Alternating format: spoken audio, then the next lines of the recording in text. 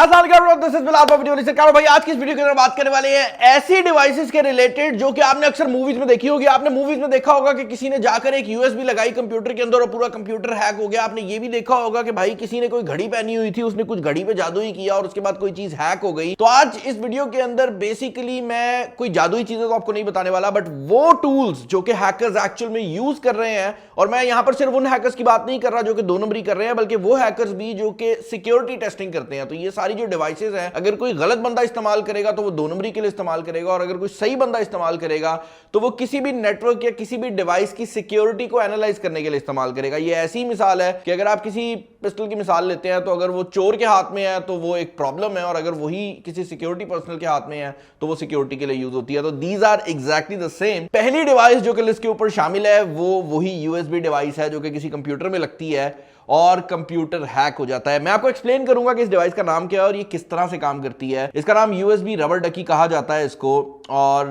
जैसे ही आप इसे किसी कंप्यूटर में लगाते हैं ना तो ये उस कंप्यूटर को हैक करना स्टार्ट कर देती है। अब आप सोचेंगे कि ये कैसे काम करती है। वेल बेसिकली ये जिस भी कंप्यूटर के अंदर लगाई जाती है उस कंप्यूटर के लिए ये कुछ नहीं बल्कि सिर्फ एक कीबोर्ड होता है। यानी कि वो कंप्यूटर ये सोचता है कि उसको एक नया कीबोर्ड है जो कि अटैच किया गया है। अब ये डिवाइस करती क्या है कि जैसे ही ये अटैच होती है ये सबसे पहले कमांड प्रॉम्प्ट को ओपन करने के लिए जो कमांड्स हैं वो देती है। ये ऐसे ही देती है कि कमांड प्रॉम्प्ट के लिए जो भी उसका शॉर्टकट होगा वो प्रेस करेगी, और उसके बाद ये कंप्यूटर को ऐसे शो करती है कि जो यूजर है वो कोई कमांड टाइप कर रहा है। तो कंप्यूटर की नजर में ऐसे है कि एक आम बंदा है वो कीबोर्ड पे कमांड टाइप कर रहा है, और उसकी बेस के ऊपर ये जो भी आप इससे करवाना चाहते हैं ये करती है।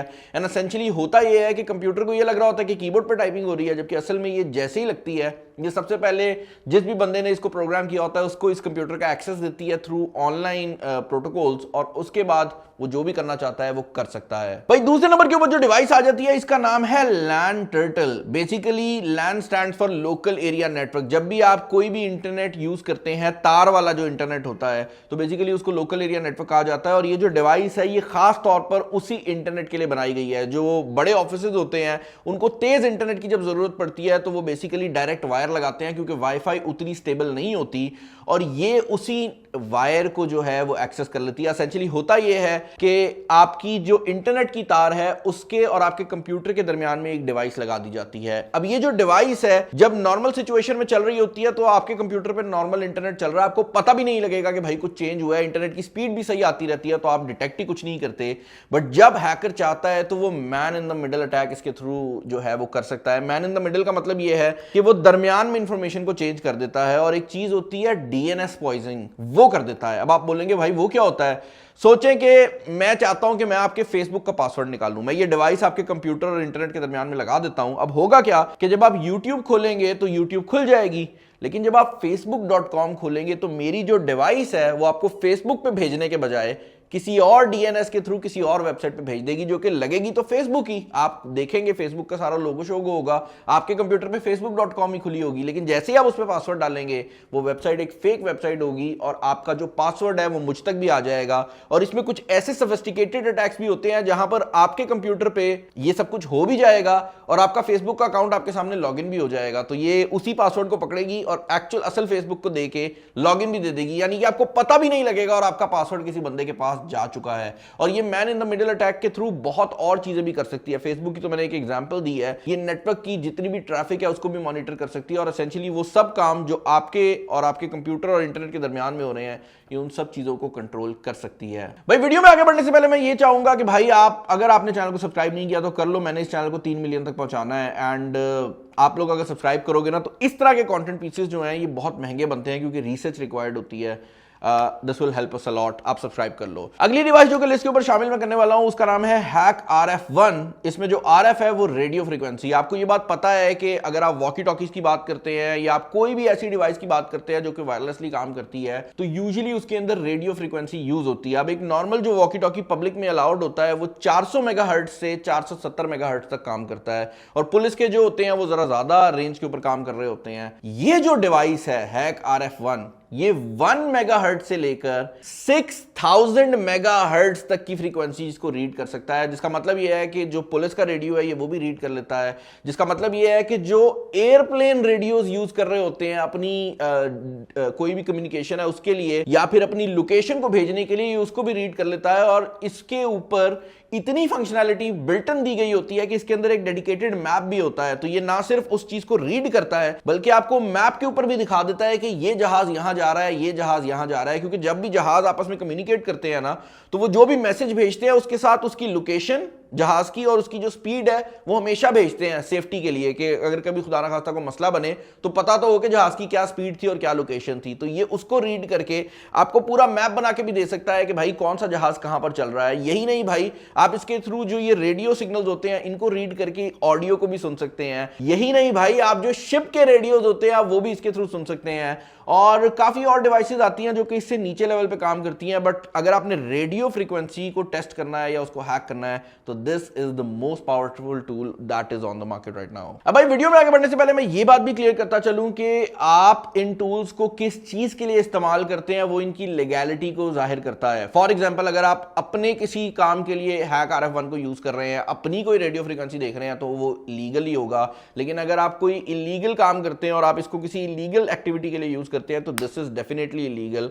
तो ये टूल्स लीगल या इलीगल नहीं है, इनका इस्तेमाल जो है वो इनको लीगल या इलीगल बना देता है। मैं इसलिए बता रहा हूं क्योंकि कुछ बच्चे देख के कहेंगे यार ये तो बड़े क्रेजी टूल है, मंगवा लेते हैं, बट देख के भाई ये खतरनाक भी हो सकता है। खतरनाक की बात हो ही रही है तो खतरनाक हैकर्स जब फंस जाते हैं या कंपनीज जब अपने कंप्यूटर्स को फेंकना चाहती हैं जिसमें इंपॉर्टेंट डेटा होता है, तो वो दोनों एक डिवाइस यूज करते हैं जिसका नाम होता है रेड की यूएसबी। अगर आपको नहीं पता कि ये रेड की यूएसबी क्या है तो essentially this is a data wiping USB. इसको आप किसी भी जो मॉडर्न कंप्यूटर है उसके अंदर लगा सकते हैं। इसका थोड़ा बहुत इंटरफेस आपके सामने आता है और उसके बाद ये उस कंप्यूटर में मौजूद जितनी भी इंफॉर्मेशन है उसको डिलीट कर देता है। आप सोच ही रहे होंगे भाई कंप्यूटर में इंफॉर्मेशन को डिलीट करना कौन सा काम है, मैं खुद भी तो कर सकता हूं। भाई ये जो डेटा डिलीट करता है वो रिकवरी सॉफ्टवेयर के थ्रू भी रिकवर नहीं हो सकता। उसकी वजह यह है कि ये पहले फेक डेटा उस ड्राइव के ऊपर राइट करता है और उसके बाद उसको डिलीट करता है। तो अगर कोई बंदा इसको रिकवर करने की भी कोशिश करेगा तो उसको सिर्फ और सिर्फ जो फेक डेटा है वो देखने को मिलेगा।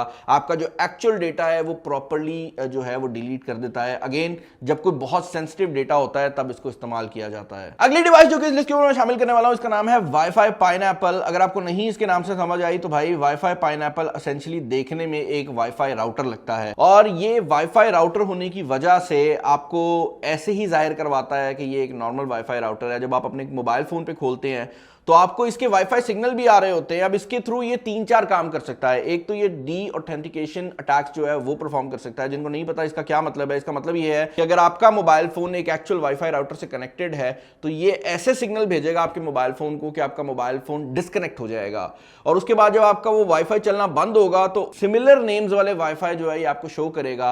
अब इसके थ्रू 2-3 चीजें की जा सकती हैं। एक तो वो वाले अटैक भी किए जा सकते हैं जो मैंने आपको पहले बताए हैं, जो लैंड टर्टल वाले के man in the middle attacks. But इसके अलावा एक और काम भी किया जा सकता है कि इसके थ्रू वाईफाई का पासवर्ड भी हैक किया जा सकता है, क्योंकि ये आपको मिलता जुलता नाम देगा और पासवर्ड मांगेगा। आप अपना असल पासवर्ड जो है वो डाल देंगे और ये उस पासवर्ड को सेव कर लेगा और इसको पता लग जाएगा कि ठीक है इस वाईफाई का जो एक्चुअल पासवर्ड था वो ये था। तो इस तरह के जो अटैक्स हैं उनके लिए ये यूज होता है। अगली डिवाइस का नाम है भाई स्क्रीन क्रैब और ये बहुत ही इंटरेस्टिंग किस्म की डिवाइस है। ये एसेंशियली आपके कंप्यूटर और आपके मॉनिटर के दरमियान में लग जाता है। तो जब हैकर्स होते हैं उनको अगर आपके कंप्यूटर का एक्सेस मिल जाए तो वो करते क्या है कि आपकी HDMI पोर्ट को निकालकर इस डिवाइस में लगाते हैं और इस डिवाइस को आगे एक और HDMI पोर्ट जो कि आपकी कंप्यूटर की उसमें लगा देते हैं। आपकी स्क्रीन नॉर्मल तरीके से काम करती रहती है, बट करती क्या है ये डिवाइस, ये कुछ टाइम बाद स्क्रीनशॉट्स लेती रहती है। तो एसेंशियली आप जो भी काम अपने स्क्रीन के ऊपर कर रहे होते हैं ये सेंटर में मौजूद होती है आपकी स्क्रीन और आपके कंप्यूटर के, और उस चीज की स्क्रीनशॉट लेकर जिस भी बंदे को भेजना होता है उसको भेजती रहती है। इसका नुकसान सबसे बड़ा ये है और ये खतरनाक इसलिए है क्योंकि इसको डिटेक्ट करना बहुत मुश्किल है। मतलब ये कोई सॉफ्टवेयर इंस्टॉल नहीं कर रही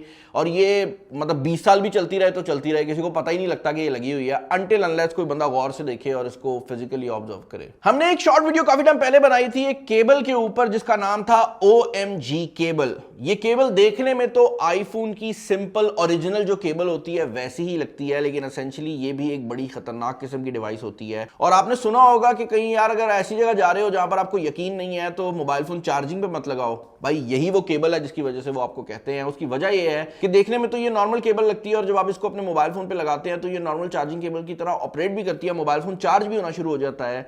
बट एसेंशियली इसके जो एंड्स होते हैं उसके अंदर एक छोटा सा कंप्यूटर मौजूद होता है जो कि दो काम कर रहा होता है। एक तो ये वाईफाई के हैकिंग के भी टूल्स जो है वो परफॉर्म कर रहा होता है, और दूसरा ये वही काम कर रहा होता है जो कि आपका बेसिकली इससे पहले मौजूद की वाली डिवाइसेस कर रही थी, जहां पर ये कीबोर्ड आपके मोबाइल फोन को शो करता है कि भाई मैं तो एक कीबोर्ड हूं, और उसके बाद वही चीजें, वही स्क्रिप्टिंग जो है वो एग्जीक्यूट करता है। ये बहुत ज्यादा सोफिस्टिकेटेड लेवल के ऊपर जाकर होता है, और अगर आप इसको अवॉइड करना चाहते हैं तो आजकल मोबाइल फोन्स के अंदर ऐसे टूल्स आए हुए हैं जो कि आपकी जो ये पोर्ट है इसको चार्जिंग के अलावा बाकी हर चीज के लिए ऑफ कर देते हैं। बट अगर आपने इसको ओपन रखा हुआ है कि इसके अंदर एक्सेसरीज लग सकें तो भाई फिर प्रॉब्लम हो सकती है। अब जिस तरह स्क्रीन क्रैप था उसी तरह कीबोर्ड्स के लिए एक डिवाइस होती है जिसको यूएसबी की लॉगर कहा जाता है, और इस डिवाइस को जब आप कीबोर्ड और कंप्यूटर के दरमियान में लगाते हैं तो अगेन ये भी वही काम करती है कि जो भी चीज आप कीबोर्ड पे टाइप कर रहे होते हैं ये एसेंशियली अपने अंदर स्टोर कर रही होती है। वो बेशक आपका पासवर्ड हो, वो बेशक कोई भी और चीज हो, जो भी चीज आप किसी को मैसेज लिख रहे हैं, हर चीज जो आपने कीबोर्ड पे टाइप की होती है ये टाइम के साथ उसको सेव करती रहती है। और जब भी यूजर, लेट्स से आपने facebook.com खोला और उसके बाद पासवर्ड टाइप किया, हैकर को पता लग जाएगा कि भाई पहले facebook.com खोला इस बंदे ने और उसके बाद इसने अपना पासवर्ड टाइप किया है, और वो हैकर उस पासवर्ड को यूज करके आपके अकाउंट्स भी हैक कर सकता है। बहुत सिंपल सा तरीकेकार है लेकिन बहुत खतरनाक है। तो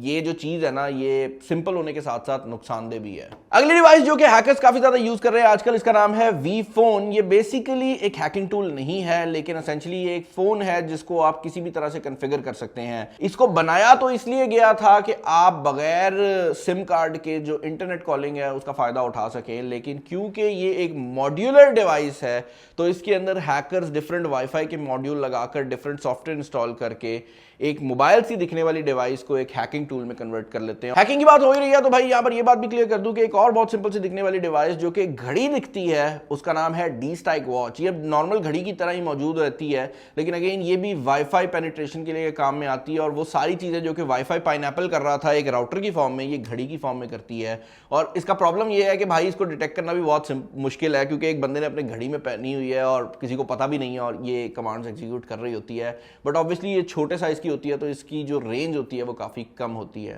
भाई वीडियो को एंड करने से पहले मैं ये बात क्लियर कर दूं कि इस वीडियो को बनाने में बहुत एफर्ट लगी थी, तो अगर आपने चैनल को सब्सक्राइब नहीं किया कर लें। और एक और बात दोबारा रीइटरेट करना चाहता हूं कि यहां पर मैंने आपको थ्योरी बताई है, खुदा का वास्ता है कोई पुट्ठे कामों में मत पड़िएगा, मतलब इसको सही तरह से यूज करिएगा। साइबर सिक्योरिटी में बहुत जॉब्स हैं अगर आप उसको सही तरह से इस्तेमाल करें। चैनल पर नया, चैनल को सब्सक्राइब कर लें। वीडियो में इतना ही। This is Bilal signing off. अल्लाह हाफिज़।